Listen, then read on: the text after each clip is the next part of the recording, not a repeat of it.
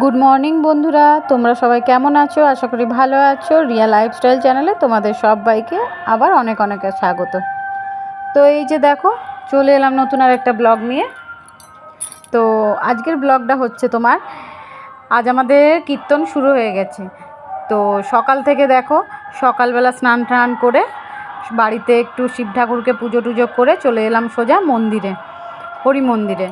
তো দেখো এখানে আজ সারাদিন মানে হরিবোল হবে, আর কালকে পালা কীর্তন, পরশু কুঞ্জ মিলন।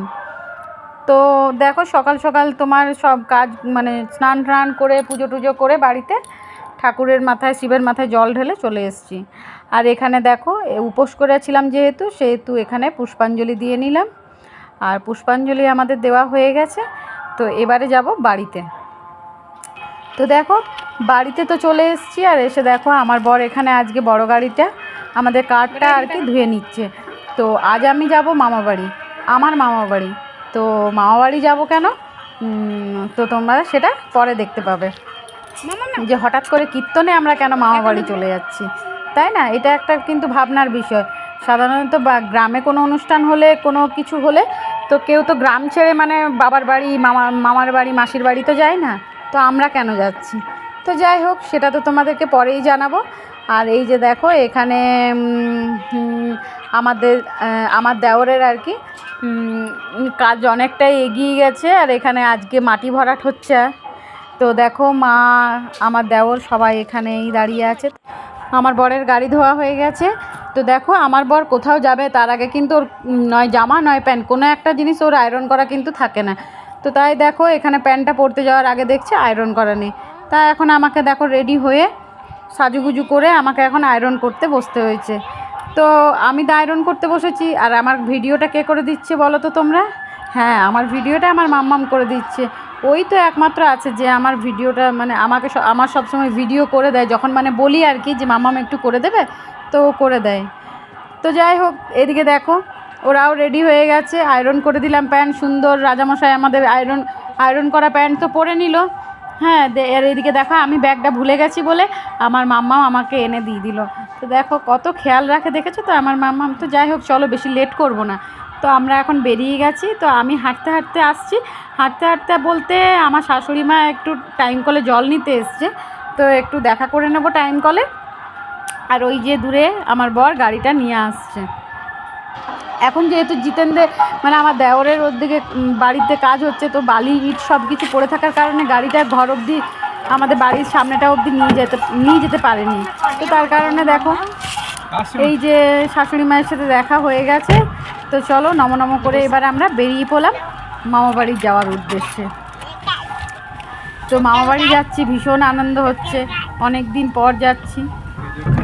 সামনেই মামাবাড়ি, কিন্তু সেরকম খুব একটা যে যাওয়া হয় তা কিন্তু নয়, যাওয়াই হয় না। সে কথাই আছে না, সামনের ট্রেনটাই বেশি মানে মানুষ ফেল করে। সামনে ট্রেন ধরতেই যেরকম লেট হয়ে যায়, সেরকম আমার মামাবাড়ির সামনে কিন্তু আমার যাওয়ার সুযোগ হয়ে ওঠে না। তো যাই হোক, এদিকে দেখো বাজার চলে এসেছি। আর বাজারে এসে মিষ্টির দোকানে ঢুকে পড়েছি। আর কত রকমের মিষ্টি আছে দেখেছো তো, মানে কোনটা ছেড়ে কোনটা খাবো এরকম মনটাতে হচ্ছে আমার। তো যাই হোক, অত তো খাওয়া যাবে না। আর মিষ্টি খেতে কিন্তু আমি ভীষণ ভালোবাসি।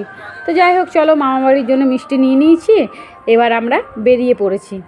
তো এখনও আমরা কিন্তু আমাদের আদ্রা মার্কেটেই আছি। আর তোমাদেরকে তো বললাম যে খুব একটা দূরে নয় আমার মামাবাড়ি। তো যাই হোক, চলো দেখাই যাক।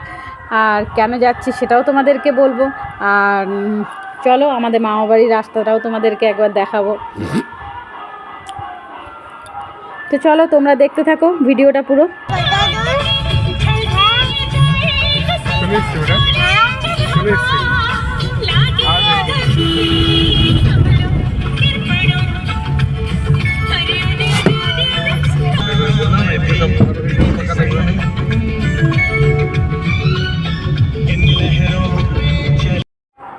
তো এই যে দেখো আমার মামাবাড়ির গ্রামটা আর কি ঢুকছি।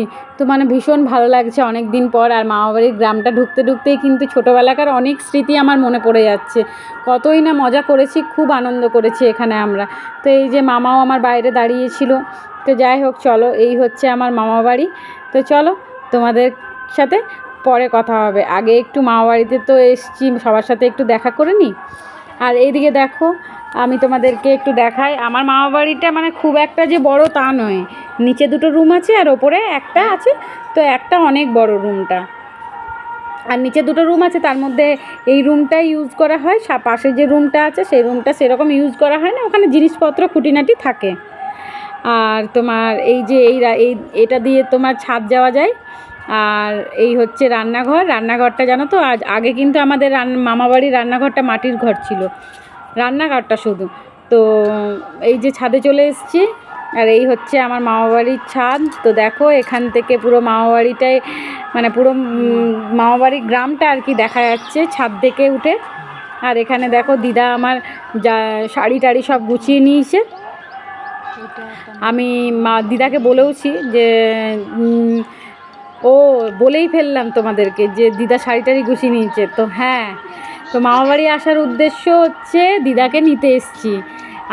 আমাদের গ্রামে তো কীর্তন শুরু হয়ে গেছে, তাই ভাবলাম যে দিদাকে একটু নিয়ে যাই, কদিন দিদাকে আমার কাছেই রাখবো। তো এই যে দেখো ছাদ থেকে আমার পুরো মামাবাড়িটা তোমাদেরকে একবার ঘুরে দেখিয়ে নিলাম। আর মাম্মাম জানো তো কারে চাপলেই তো বমি করে, তোমরা তো জানো, তোমাদেরকে এর আগেও অনেকবার বলেছি যে মাম্মাম কারে চাপলেই মানে বমি করে। তো তার জন্য ওকে সেই দুপুরে ভাত খাইয়েছি, আর অন্য কিচ্ছু খাইয়েছিলাম না। তো আর বমির ওষুধও খাইয়ে নিয়ে এসেছি। তো যাই হোক বমিটা করেনি, তো সেই ভয়ে ভয়ে এনেছি যদি কিছু খাইয়ে নিয়ে যায়, যদি বমি করে দেয়। তো দেখো মামিমা এখানে কি সুন্দর করে মুড়ি মেখে দিয়েছে আমাদেরকে। আর আমার বরকে কিন্তু আমি জিজ্ঞেস করলাম যে মুড়িটা কেমন হয়েছে মাখাটা, ও আমার বর কিন্তু বললো খুব দারুণ হয়েছে। আর এমনিতে জানো তো আমার বর কিন্তু কোনো দিন শশা কুচি দিয়ে মুড়ি খায় না, কিন্তু মামির হাতে আমার বরের একটা মানে আলাদাই খেতে লাগলো। তো যাই হোক আমরা মামাবাড়ি থেকে বেরিয়ে পড়েছি, আর মামাবাড়ি থেকে বেরিয়ে আমরা বাজারে চলে এসেছি সোজা। আর এই যে দেখো মাম্মাম গোটা রাস্তা চকলেট খাবো করতে করতে এসেছিলো। তো একটা দোকানেও ঢুকলাম, সেখানেও কিন্তু চকলেট নেই। তো যাই হোক, আর এই যে দেখো এখানে দিদা গাড়ির মধ্যে বসছিলো, আর আমার বরের বাজার এলে কিছু না কিছু কাজ তো মনেই পড়ে। তো যাই হোক, আর আরেকটা কি মজার জিনিস তোমাদেরকে বলি, গাড়িটা যেখানে আমরা পার্কিং করেছিলাম, তো সেখানে তার সামনেটাতে একটা দোকান ছিল। তো সেই দোকানের লোকটা আর কি দোকানটা খুলতে পারছিল না। তো আমাদেরকে বলছে যে তোমাদের ড্রাইভারকে বলো না একটু যে গাড়িটা একটু সরিয়ে নিতে। তো আমি যেয়ে পরে আমার বরকে বললাম যে শোনো, তোমাকে বলছে যে ড্রাইভারকে বলো না একটু গাড়িটা সরিয়ে নিতে, তো ড্রাইভার চলো গাড়িটা একটু সরিয়ে নাও। তো মানে ভীষণ একটু হাসাহাসি হলো সেই টাইমটাতে। আর এই যে দেখো এখানে আমাদের হাটে কিন্তু মাটির জিনিস খুবই পাওয়া যায়। তো দেখো এখানে চলে এসেছি, আর এই মাটির বোতলটা দেখে কিন্তু ভীষণ ভালো লাগলো। তো একটা মাটির বোতল নেব ভেবেছি, তো বরকে বললামও। তো দেখো বর আর কি কিনে দিচ্ছে আমাকে মাটির বোতলটা। আর মাটির বোতলটার সঙ্গে সঙ্গে একটা মানে এই কি বলবো কলসিগুলোও নেব, মাটির কলসিতে জল খেতে বেশ ভালোই লাগে। আর দেখো বর কিন্তু আস্তে আস্তে আবার ঘুরে যেতে শুরু করলো।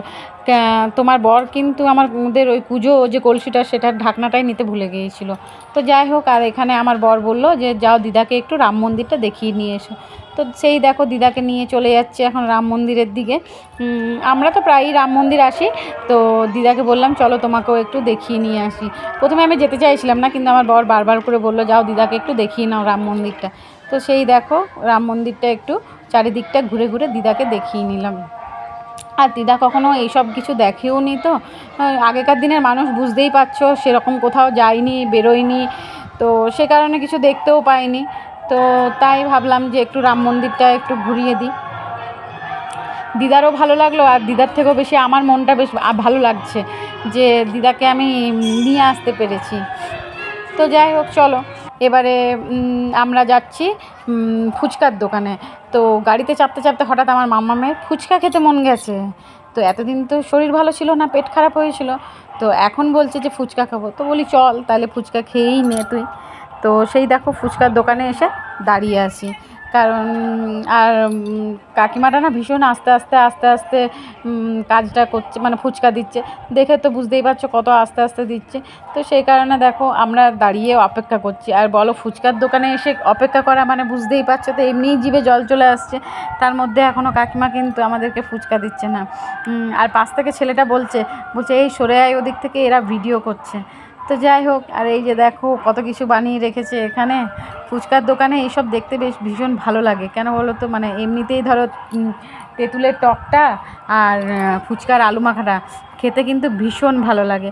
তো তার কারণে দেখো, তো চলো এবারে কিন্তু আমরা খাবো। তো আমরা যে খাবো, আমি কিন্তু আমার বরকে বলছি যে তুমি এদিকে এসো, তবেই তো তুমি খেতে পারবে।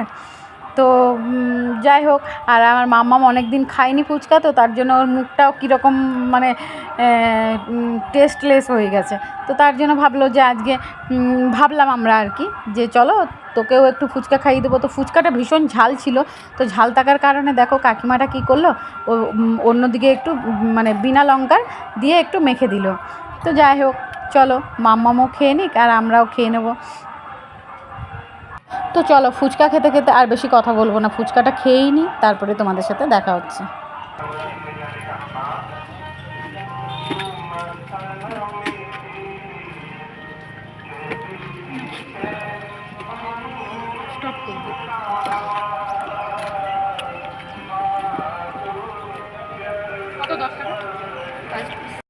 তো দেখো সব কাজ হয়ে গেছে বাজারে।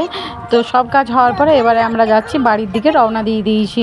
তো তার আগে কিছু কাজ আছে, সব কাজ কমপ্লিট হয়নি। তার আগে আছে তোমার একটু হাট মশলা নেওয়ার আছে। হাট মশলা বলতে তোমার এই পোস্ত টোস্ত আর কি, যা সব লাগে আর কি। তো যাই হোক, সেসব কেনা হয়ে গেছে। তো দেখো এখানে রেলগেট পড়ে আছে। তো আমরা এখন দাঁড়িয়ে আছি, ওয়েট করছি যে কতক্ষণে এখানে গেটটা খুলবে।